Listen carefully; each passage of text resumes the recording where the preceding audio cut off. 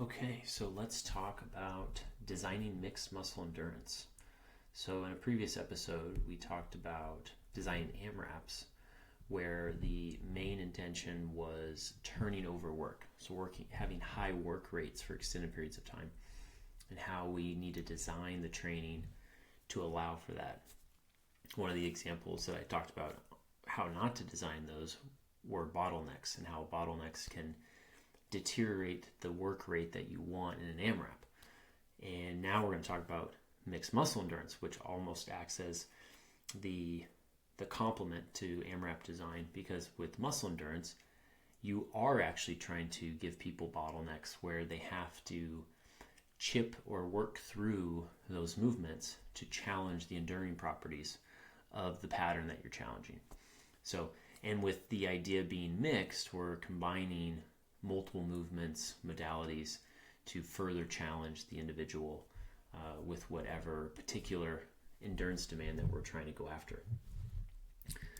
So we'll start with why use mixed muscle endurance. And I would say from the start, most of these ideas and principles would fit really well within the CrossFit space and trying to get better at that sport. You could use the principles though with clients who enjoy training in a more functional fitness type manner, where you want to challenge their muscle endurance and do it in a creative way. So some of the tools and examples we'll get into, you could use those with people who aren't necessarily competing in CrossFit, but this idea will have a lot of applicability to the CrossFitter. So we'll talk about why we use them. We're going to talk about how to design them, and we're going to go through a practice, like an actual example with an avatar. And then I'm going to show you 3 different examples of how to progress and use muscle endurance in training. So the tool I've used now for quite some time, to give you a very basic example of how I would think of mixed muscle endurance: 5 sets, high effort, repeatable pace, 10 wall ball, 10 toes to bar, 10 burpees, 10 kettlebell swings, 10 box jump over, 10 cal row, and then rest 1-to-1. So in my head, I classify that type of piece of work as a mixed muscle endurance type training session, where I'm mixing many different pieces together, and I'm having the person learn how to pace and manage fatigue with the different combinations and different stressors I'm placing on them with the movements that I'm putting in there. And then there's, of course, many ways you would progress this. So if this was week 1, we could progress with volume, we could progress with density, we could progress with different movements the following week. So there's lots of tools inside of this idea for training. And of course, it comes back to, like, what are you actually trying to improve? And I would say if you are going to leverage a muscle endurance type tool, then the goal would be that you're trying to improve the enduring properties of the muscle. So to give a really easy example, if I asked you to do 100 push-ups for time, let's say you start with 20 unbroken push-ups, but then thereafter you have to do 4 sets of 3 until you get to 100, and say it takes you 7 minutes to do 100, we would say, well, that's probably not great muscle endurance for that particular movement, which is the push-up, and let's say for the pattern is pressing. So then through training, you would work on improving the endurance of that movement and that pattern, so where the next time you do 20, you do 20, you do 20, and then you go 10, 10, and 10, 5, 5, or something like that. And then we would say, okay, yeah, now the muscle endurance of the pressing pattern in a push-up has gotten a lot better. So that's, in essence, what we're talking about when we think about muscle endurance work. So why use it in training? Well, muscle endurance as an attribute is very important for competitors in the sport of CrossFit, because majority of the work that you're doing has a large muscle endurance demand. You're doing lots of volume of work, and as a result, you're trying to make the muscles endure and work for longer periods of time to buffer the fatigue that is trying to accumulate as you're performing this work. So muscle endurance as an attribute is extremely important for CrossFitters. So it becomes something that you're trying to develop through training. And now there's, of course, many different ways you can do that. And this happens to just be one of those tools. So this one in particular, allows us to develop muscle endurance in a very sport-specific scenario.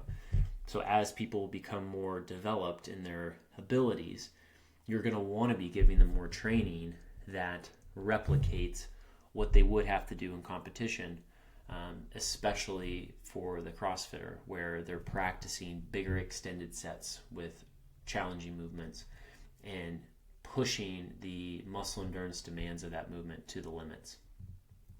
So as I mentioned earlier, with AMRAPs, we were learning how to turn over work.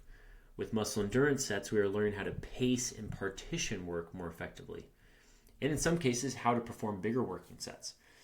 So that's also why I like AMRAPs as a starting point, because you're teaching people how to turn over work and how to work at a consistent rate for extended periods of time. And then the graduation step, or the next step after that, would be, okay, now I want to give you these bigger sets. I want to give you a couple combinations of movements. And I want to see how well you can pace and partition the work so you can move through it at a fairly consistent pace. And so that's going to be a little bit more demanding. It's going to be a little bit harder to organize yourself around, well, how am I going to approach this piece of work? So muscle endurance sets are going to be more demanding. But I think it's central and very important to remember that we're trying to teach people how to pace and partition work more effectively. That's what we're really asking for.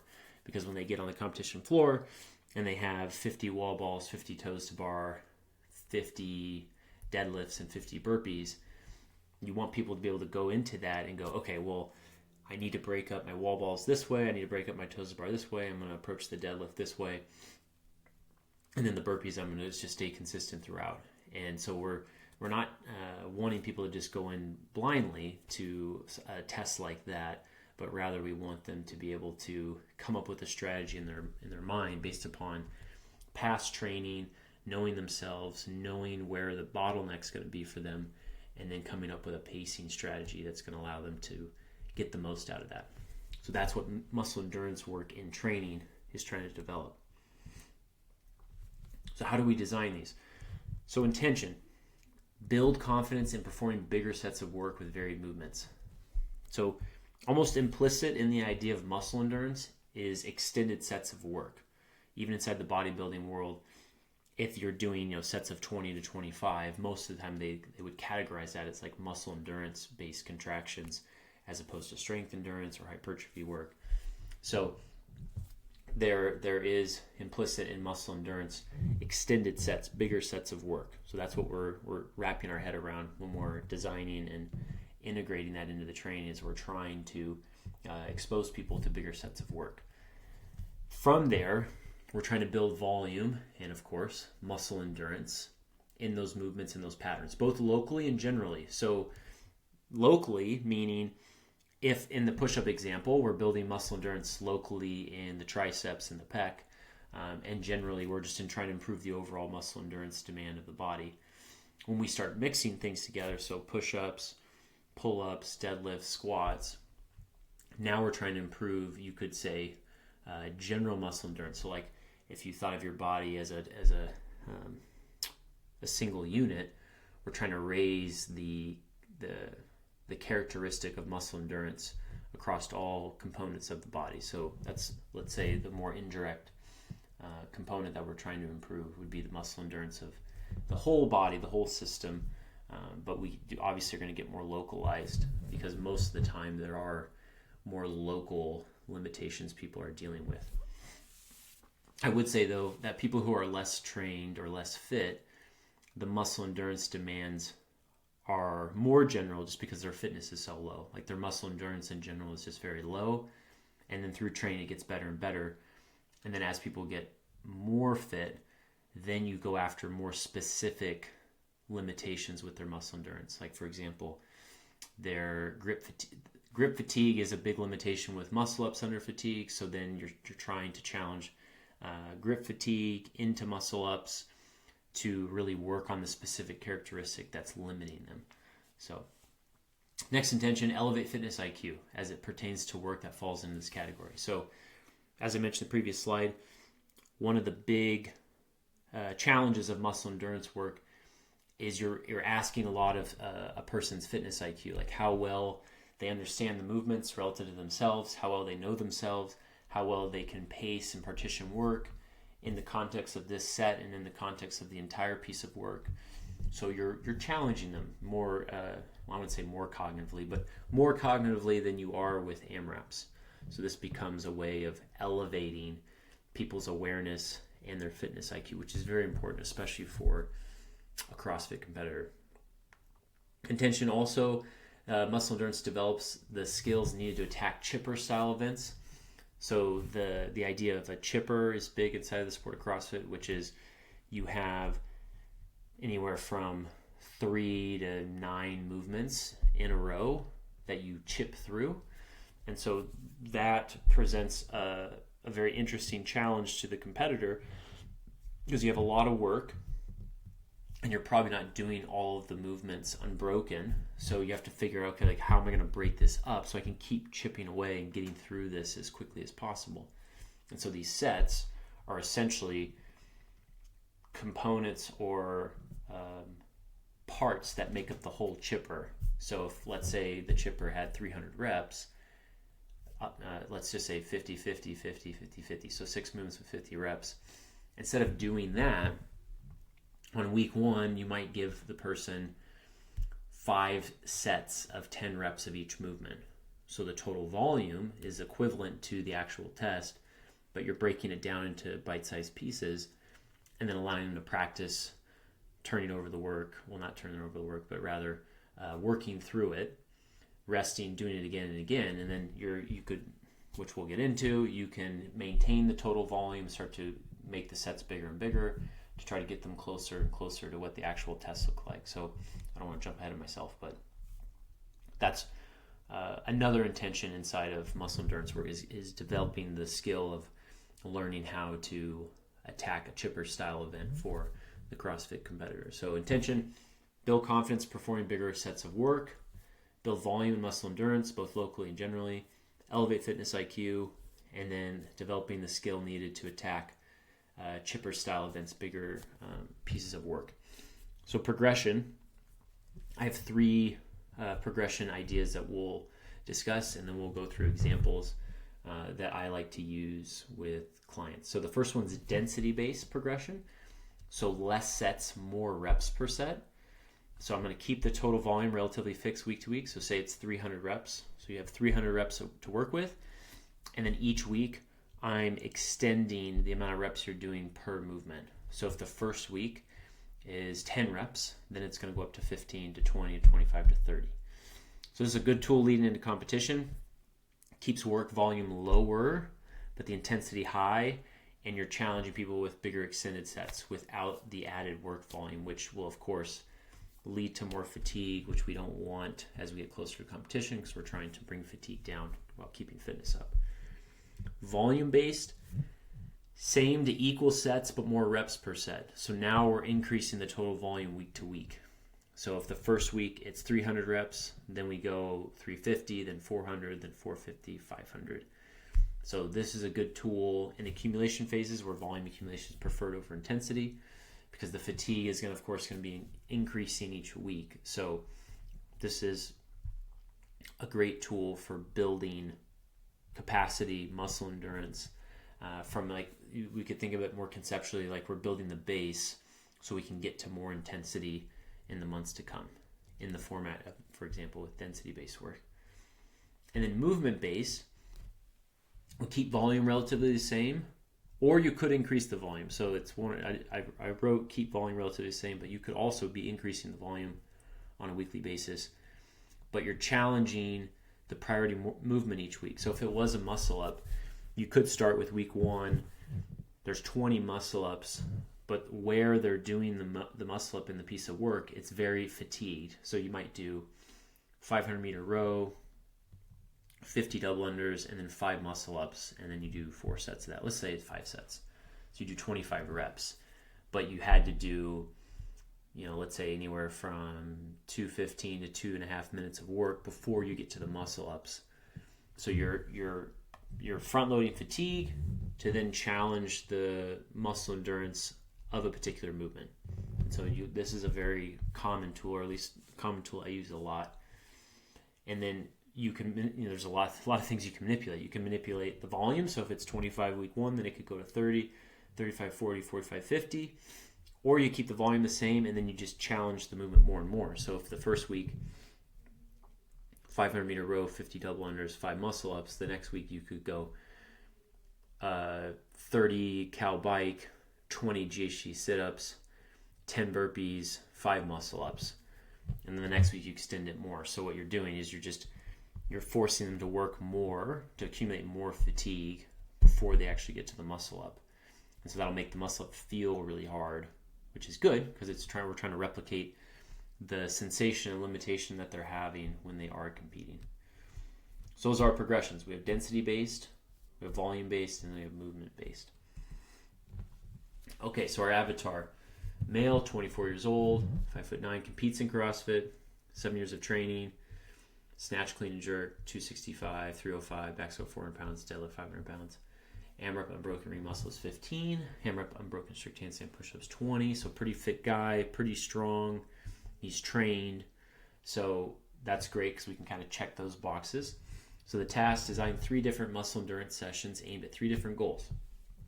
So the first one, build general muscle endurance in a density-based progression. Build general muscle endurance in a volume-based progression.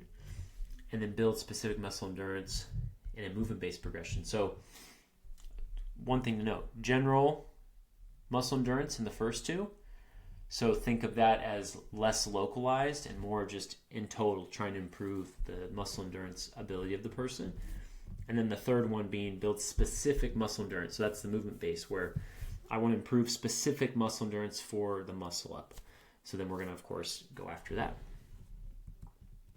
Okay, questions asked. So this is important because we talked about this with the AMRAPs where, okay, now we understand why we use it, how we use it, the intention, but then we got to go to the next step, which is what are we going to put inside of the pieces of work? Like how are we going to design it and lay it out so we get the dose response we want? And this is important. So the first question we need to ask, how much volume can he tolerate with each movement? That's very important because if he breaks down at 40 or 50 chest to bar, where he's starting to have to do 2s and 3s, his hands tear, his hip looks really sloppy, then you're not going to be using that much volume in a muscle endurance type format. So the movements you're going to put in there and the volume you're going to put in there are going to reflect the competency and ability level of the person. You're not going to put things in there that they don't have great competence with yet. You would pull that out, develop the movement, build it, build volume, build competency, then eventually you move it into a state where you're going to challenge it with other things. So if he can't do 100 chest to bar pull-ups in sets of 10 without his hands tearing and staying pretty fluid and efficient with his movement, then you're probably not putting 100 with other movements because adding more movements is going to make that movement a lot more difficult. So first thing we need to ask is how much volume can he tolerate with each movement? Second, are there any bottleneck movements required? If so, what bottleneck movements am I willing to prioritize? So let's say strict handstand push-ups are a challenging movement for this person, or ring muscle ups. The very much a higher skilled movement, we would of course classify as a bottleneck movement. Those are going to demand a lot of the person and force them to pace everything around that particular movement. So if that's what we're going after, then we need to design that with that in mind. We need to pick movements that are either going to complement it or create an excessive amount of fatigue leading into that movement. So back to the previous slide, if we are going after more general muscle endurance, then we aren't necessarily picking a movement that's going to be bottlenecked or a bottleneck movement. So general muscle endurance would mean we're picking things that are a little bit more repeatable, less demanding, and they can accumulate a lot more volume. Whereas if we go more movement specific, then we are looking now at more bottleneck based movements. And then 3, what type of muscle fatigue am I trying to bias? General muscle fatigue or specific muscle fatigue? So if general, more complementary patterns in principle, so squatting, pulling, bending, pushing, and then specific, more non-complementary. So if I'm like going after pulling muscle endurance or pressing muscle endurance, then I'm going to pick combinations of movements that are going to fatigue the pressing pattern from the first rep to the last rep at a gradual pace. So it's like I'm desaturating all of that as smoothly and as consistently as possible from the first rep to the last rep, all the pressing musculature, to create a lot of fatigue. Then you rest and do more sets, and that's how we're going to develop that attribute. So questions asked: how much volume can he tolerate with each movement we're going to pick? Does he need a bottleneck movement? And if so, which one? And then what type of muscle fatigue am I trying to bias, general or more specific? And then based upon it being general or specific, I'm going to lean towards one or the other type of combinations of patterns. Okay, so example 1, density progression. So this is more general. So we're going to pick complementary patterns. We're going to pick things that are not necessarily bottleneck based. So movements that he can probably do well, but we're just going to go after density. We're going after getting more volume in less time and less sets.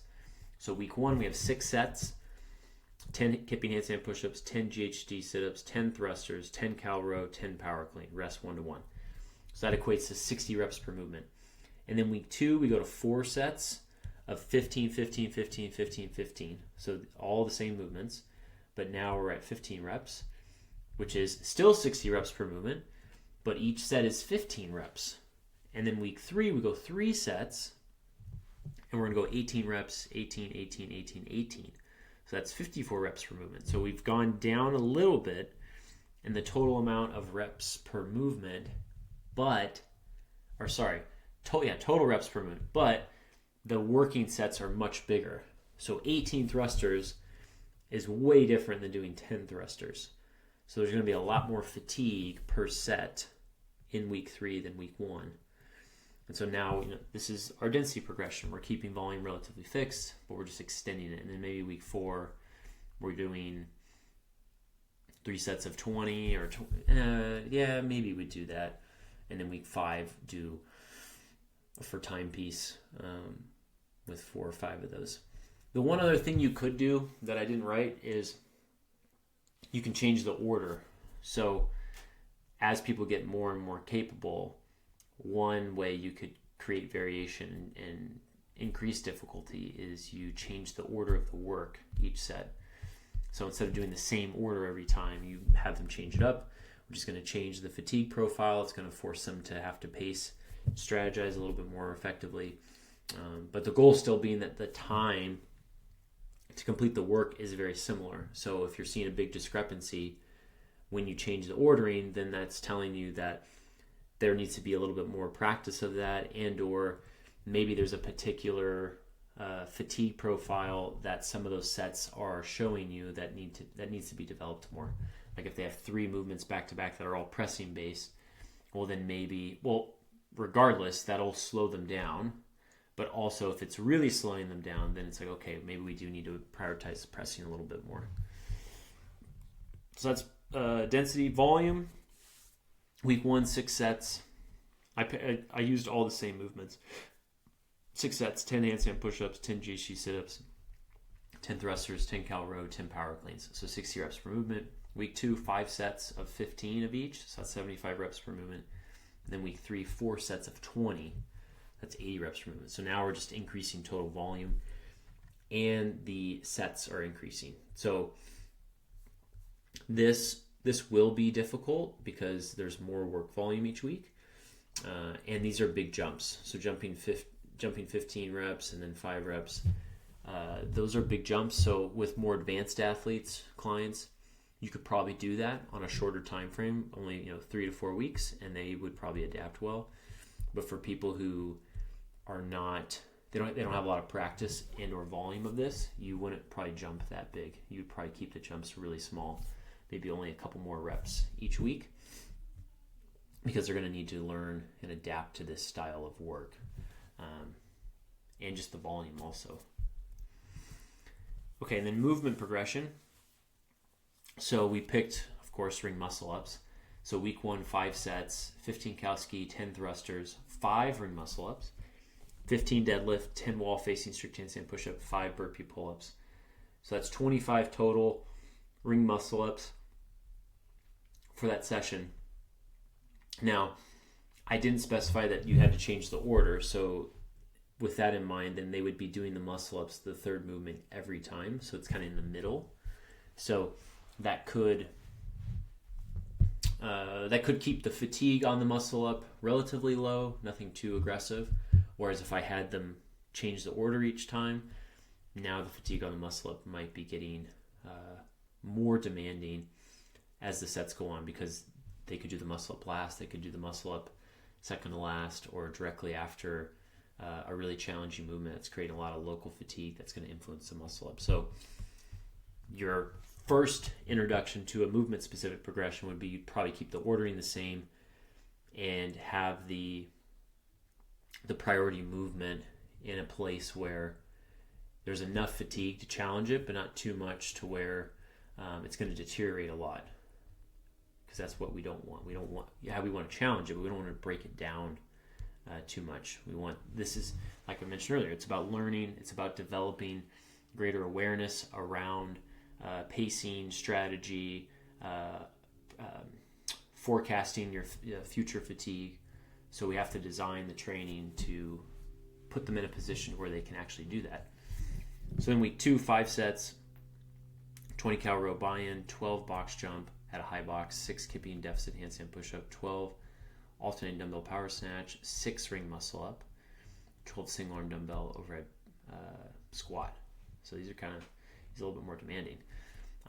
Now the muscle up on this piece is towards the back end, so it's going to be a little bit harder. There's 30 ring muscle ups total, so this is going to be demanding. But again, the goal, when I write pieces like this, I'm trying to pick rep ranges that put people in a position where they could do these unbroken every time. Like, that's what we want. We don't want them to be partitioning the priority movement a bunch, because we're trying to build confidence in the capability of that movement in the presence of fatigue. So we have to design the training to allow for that. And if it's too much, or it's breaking down too much, or it's just not allowing them to express that, then that's a problem. That's not going to get the dose that we want. And then week 3, 5 sets, 7 kipping handstand push-up, 7 sandbag squats, 14 cal ski, 7 ring muscle up, and then 7 sandbag to shoulder with a heavy sandbag. So that's 35 ring muscle ups. So the sets won't be as long because there's less volume compared to week 2, but there are more muscle ups, and there's some higher tension movements, which is interesting because that changes. I didn't talk about tension, but there's a tension curve with all movements where you can think of an air squat has really low tension, which usually will allow for a very high volume of reps, and then a thruster, a little bit more tension, a little bit less tolerance to volume. 85 kilo squat clean, higher tension, less volume.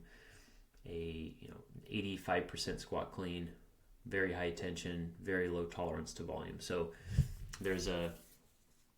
as tension goes up, the volume capabilities of the movement are going to go down. So there's an inverse relationship between tension and volume. So that becomes a great tool, because sometimes you want higher tension muscle endurance type training sets, like this example, as opposed to the one I did earlier where you had power clean thruster, GHD sits, kipping handstand push-up, row cals. Like, the tension's really low, so you can get a lot of work done, and you can really hone in on the muscle endurance. So maybe I got to say that for another time, because I don't want to get people too off track. But the tension is a really important part of the movements you're selecting. Trying to select, especially with muscle endurance in mind, you're trying to select movements that have lower tension, so you can keep doing more and more reps and accumulate quite a bit of volume. So with the movement progression, we focused on the ring muscle up. We went from 25 to 30 to 35. So we increased it. And then I was also changing movements around the muscle up to just increase the challenge of it. Okay, to wrap up. First, muscle endurance training is vital for CrossFit athletes, enhancing their ability to sustain high repetitions across varied movements and sport-specific scenarios. 2, intentional progression. So this is important. Whether density extended or movement specific, ensures athletes adapt to increasing intensity or volume over time while maintaining quality. So with muscle endurance work, we want to make sure that we are intentionally manipulating a variable week to week to continue to develop that characteristic. So knowing from the start, okay, what variable am I manipulating, and then sticking to that for the duration of the cycle. And then key design principles: focus on balancing movement selection, avoiding bottlenecks unless you are actually trying to challenge a bottleneck, and then targeting fatigue patterns, so general or specific. So am I going after just overall improvements in muscle endurance, or am I trying to go after a specific pattern or movement that I want to get better at? Like, I need to get better at pressing muscle endurance, so I'm going to go specifically after that. And then 4, thoughtful programming. I would say mixed muscle endurance training should build confidence, fitness IQ, and readiness for competitive demands. So we want to have that in mind as we're using this as a tool. We're building confidence in the athlete and knowing how to handle this style of work. We're building their fitness IQ and understanding how to pace,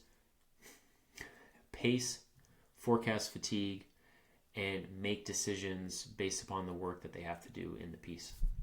And then building readiness. So we're obviously getting them ready for competitive demands like a chipper style event, or pretty much chipper style events. Yeah, if I think about it for a second, in CrossFit competitions, that's going to be the main style of event that this tool is really going to prepare you for, along with the adaptations you're going to get from it that are going to help improve fitness regardless. But if we went more specific to the CrossFitter and the things they need to get better at, it's going to make them really prepared for something like a chipper style event. So with that, this one a little longer. That is all I got. I hope that was helpful. If you have any follow-up questions, feel free to email me or send me a direct message on Instagram. And until next time, thanks for listening.